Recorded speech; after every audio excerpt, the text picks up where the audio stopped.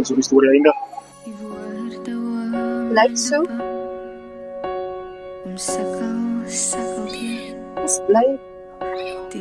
Was daar vir die begin. Teruggebring. Dankie. Die storie wat ek vertel, dis nie maklik nie, ek sweer. Maar die storie is so werklik, ek vertel